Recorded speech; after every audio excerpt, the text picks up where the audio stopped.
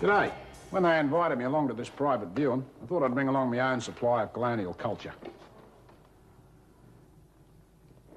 Now that's what I call a masterpiece. Who did this one, mate? That's Dunstable. Reckon he must have been handcuffed when he painted it. Cripes. This one's not much better. Actually, they're Jackson Pollocks. Yeah, I'd agree with you there, sport. Hi, I'm Glenn Dunks, and welcome to The Report. Film critics have forever provided the mediation between film sourced and film consumed.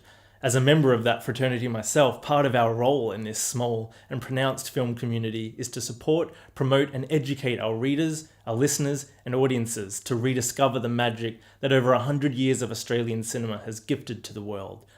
Film critics from around the country and even those abroad are excited to be a part of the Ozflix platform and its mission to protect and serve every Aussie film in existence for historical, educational and entertainment purposes. You know, back in 1975 I did a retrospective at the Sydney Film Festival of Australian cinema, and it was the first retrospective that had ever been held there, and I spent weeks at the National Film and Sound Archive in Canberra looking at everything they had as much as I possibly could, and it is full, the archive is full of things that most people have never heard of, including films starring people like Peter Finch and John McCallum and Ron Randell and some of the actors of that period, the 1940s.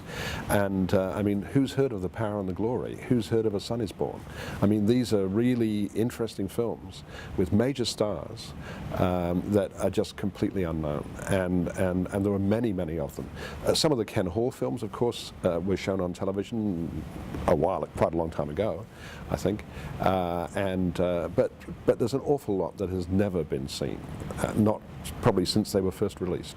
You know, for people like me, for researchers, for the regular consumer of films, it's absolutely invaluable.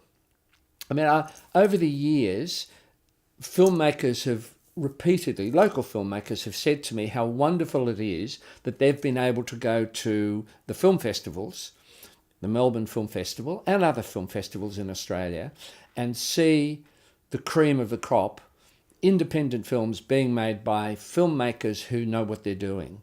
The idea that we could do that with our own films for the future generations of people who want to become filmmakers, that would be a way of, as I say, keeping the dream alive. I've found it really difficult to find the Australian films that I've needed and wanted to watch over the years. Particularly when I was a student and I'd read about these amazing Australian classics from, you know, the Renaissance in the 70s. And I'd try and find them, and there might be some old scratched video copy in the library, but often there wouldn't be. And then there are the films that come out now, and maybe I don't get to the cinema because I can't organise a babysitter or I'm just really busy. And by the time I want to go and see them, they've left the cinema. And so, yeah, it's a little bit like looking for a needle in a haystack sometimes. It's exciting. It's really exciting. We've often had conversations in Sydney where I live about having classic Australian film festivals, but never actually sort of saw through the reality of those because it just seemed too difficult. So the idea of actually having them at your fingertips or having them digitally available to watch at home, it's less of a why do it, but more a matter of, well, of course, and when.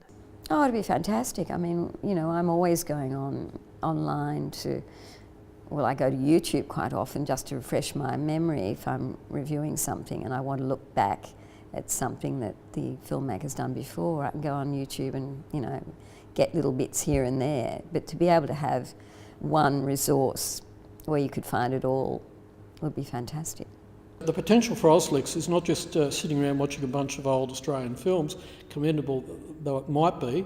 The true benefit of something like Ozflix is to put films into some kind of narrative and historical context. So, for example, if you're interested in the work of Tim Burstall, well, you think of films like 2000 Weeks, Stalk, A Descant for Gossips, a three-part ABC TV drama that screened back in 1981 over 3 weekends and has never been seen since.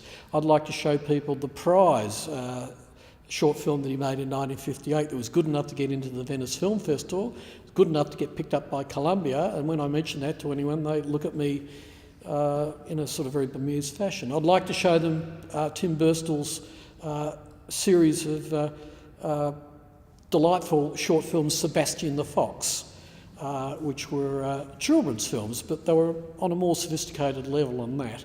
I'd like to show them the art documentaries he made.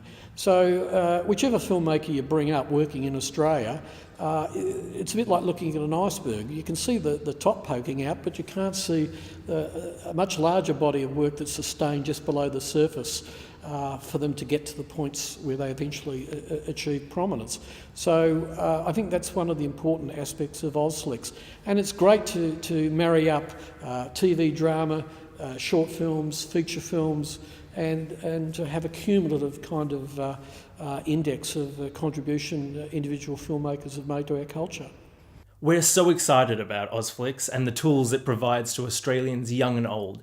Film critics are excited that this fantastic platform will remind generations to come of the role Australian cinema has played and continues to play on the world stage, and the importance of preserving, nurturing, and growing it to its full potential. That's all from us this week. Until next time, enjoy the movies.